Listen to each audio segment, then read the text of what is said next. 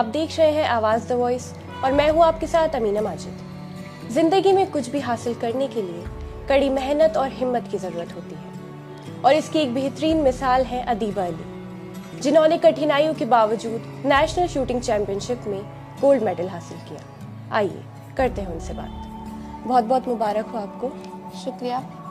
National shooting championship में जाने के लिए आपने कैसे सोचा और कितने दिन आपने इसके लिए प्रैक्टिस करी? मुझे हमेशा से स्पोर्ट्स पसंद था एंड एक्सीडेंट के बाद आई started searching that which sport is best suitable for me and कैसे मुझे शूटिंग के बारे में पता चला एंड फिर मैं अपने कोच से मिली, Subhash Rana sir and Rohit sir से, एंड उन्होंने मुझे फिर गाइड किया वहाँ से कि you have to first play district, then zonals, then state and then nationals. तो वो धीरे धीरे करके गॉट टू नेशनल्स एंड दिन नहीं महीने हो गए ट्रेनिंग करते हुए, like it's been 10 months now. जैसे आपने अभी एक्सीडेंट का जिक्र किया, तो ये हादसा कैसे हुआ था? ये 5 साल पहले मैं बालकनी से स्लिप हो गया था मेरा पैर एंड मुझे चक्कर आ गए थे। आई थॉट कि मैं पीछे गिर रही हूँ बट आगे गिर गई, तो उसकी वजह से मेरी स्पाइन फ्रैक्चर हो गई थी and there is a fixation in my back and उस वजह से अब मेरे पैर काम नहीं करते हैं। बहुत हिम्मत की बात है कि आपने कभी हार नहीं मानी। आपने इससे पहले और भी कॉम्पिटिशन्स में पार्टिसिपेट करा है? जी। कौन कौन से कॉम्पिटिशन्स में आपने पार्टिसिपेट? मैं डिस्ट्रिक्ट लेवल पे पार्टिसिपेट कर चुकी हूँ, जोनल पार्टिसिपेट किया है मैंने, para zonal and north zone में पार्टिसिपेट किया है, पैरा नेशनल्स में पार्टिसिपेट किया है and this being my 5th match nationals Bhopal वाला। आपको स्पोर्ट्स में जाने की इंस्पिरेशन किससे मिली, या कह सकते हैं आपके आइडियल कौन है? मेरे फर्स्ट आइडल तो मेरे पापा हैं। पापा हमेशा से काफ़ी बढ़ावा देते रहे स्पोर्ट्स को एंड पापा भी काफ़ी इंटरेस्टेड हैं क्रिकेट में, तो पापा को पता है अहमियत के how important it is to play a sport and academics जैसे इम्पोर्टेंट है वैसे ही ये चीज़ भी इम्पोर्टेंट है।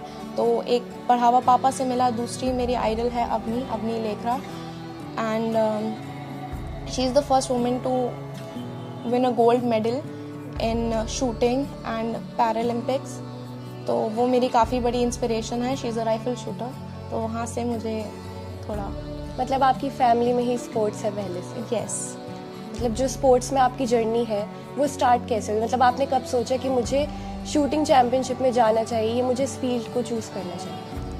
मैंने पहले ढूंढना स्टार्ट किया कि कुछ स्पोर्ट, मैं वापस स्पोर्ट्स के साथ कनेक्ट होना चाहती थी क्योंकि एक्सीडेंट के बाद काफ़ी सारे स्पोर्ट्स हैं जो मेरे छूट गए थे। I used to play basketball, I used to play shot put, discus throw and football and वो सब छूट गए थे एक तरीके से। And so I started searching कि कौन सा स्पोर्ट अब मैं खेल सकती हूँ। जो नहीं कर सकती वो अलग स्टोरी है। अब what I can do with what I have left, जो मेरी एबिलिटी है जो लिमिटेड हो गई है उससे मैं क्या कर सकती हूँ। एंड फिर मुझे पैरा गेम्स के बारे में पता चला कि जो डिसेबल्ड लोग होते हैं वो भी अब गेम्स में खेल सकते हैं एंड काफ़ी आगे बढ़ गया है इस चीज़ में। हर आर्करी में भी एंड इन सब चीज़ों में काफ़ी मेडल आ रहे हैं हमारे पास। एंड पैरा गेम से इस बार एशियन पैरा के उस टीम से एशियन गेम्स में भी काफ़ी मेडल आए हैं, तो उस चीज़ से मुझे पता चला कि अच्छा अब ये भी चीज़ है एंड अगर आप डिसेबल हो तो आप तब भी गेम खेल सकते हो।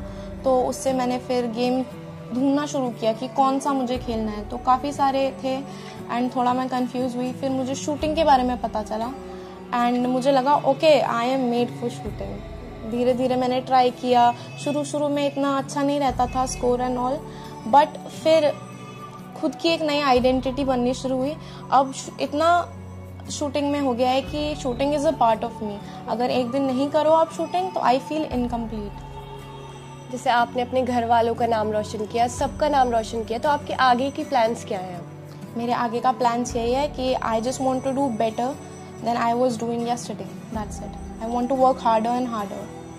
आप हमारे चैनल के ज़रिए लोगों को क्या संदेश देना चाहेंगे जो छोटी छोटी चीज़ों पे हार मान जाते हैं कि नहीं, एक दिन काम नहीं हुआ तो अगले दिन सोचते नहीं हमें करना ही नहीं है, तो आप उन्हें क्या संदेश देना चाहेंगे? आई थिंक सबसे बड़ी चीज़ ये है कि you have to believe in yourself, क्योंकि अगर आप ही अपने आप में हार मान के बैठ जाएंगे कि हमें नहीं हो रहा है कोई चीज़, तो बाकी लोग तो बाद में वो करेंगे। अगर आपके अंदर ये चीज़ है कि okay no matter what happened with me I can still do everything, and अगर मेरी वो लिमिट में हो गई है एक्टिविटीज़, तो जो बचा है उससे मैं क्या कर सकती हूँ, तो यही चीज़। तो what can I do to make up for it, जो चीज़ कुछ हुई है वो चीज़ कि ठीक है अब जो नहीं हुआ नहीं हो रहा है, बट जो हो सकता है उससे कैसे हम और आगे बढ़ें, उससे कैसे हम और अच्छा अपने आप को बनाएं। तो I think this is the most important thing कि you have to believe in yourself कि आप कर सकते हो, ये फर्स्ट स्टेप होता है, and then only you can achieve something.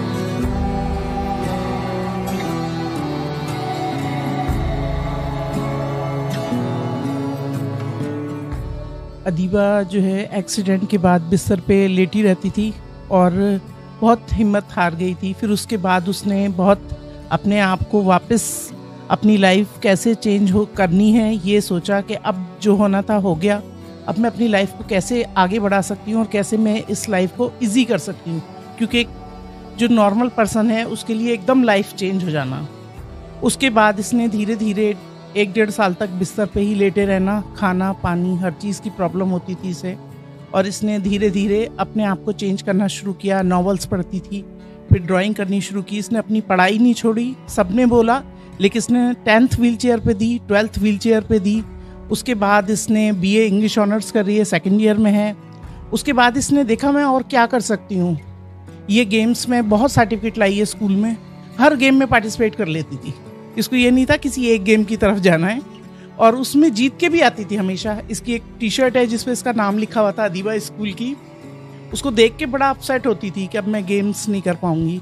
फिर इसने अवनी लखेरा की वीडियो देखी और इसने सोचा कि ये डिसेबल हैं, बाद में डिसेबल हुई हैं और ये कर रही हैं, तो मैं भी कुछ कर सकती हूँ। वो राइफल करती थी, इसने पिस्टल चूज़ किया। फिर इसने इंस्टाग्राम पे और फेसबुक पे इधर उधर सर्च करना शुरू किया उनकी लाइफ के बारे में। फिर इसने जो है मुझे बताया।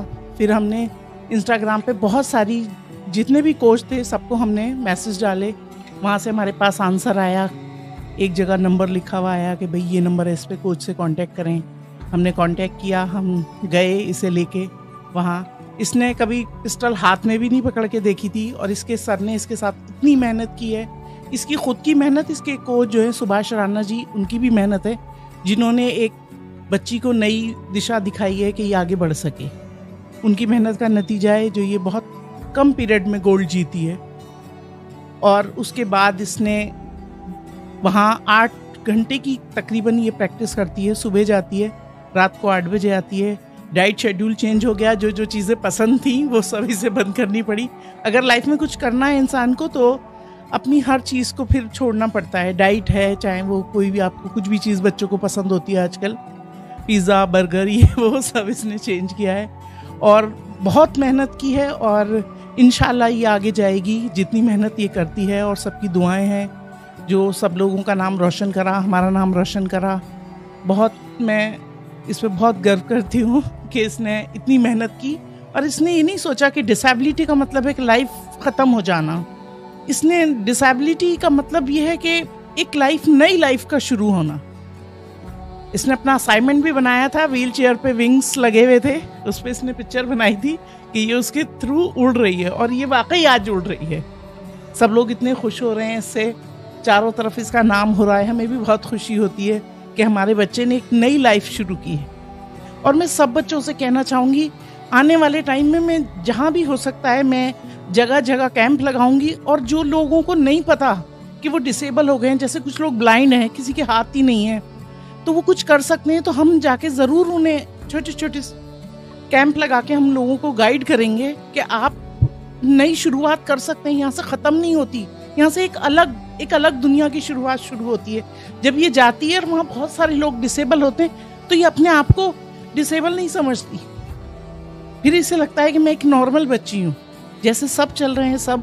पहले वॉकर से चलने में इसे बहुत गिल्टी फील होता था, कहीं नहीं जाती थी, किसी शादी में नहीं जाती थी, किसी रेस्टोरेंट में नहीं जाती थी। अब इस मेडल को जीतने के बाद ये हर जगह जाती है और हर जगह इसकी रेस्पेक्ट भी होती है। मुझे बहुत अच्छा लग रहा है कि इतनी इसकी लाइफ चेंज हो गई है।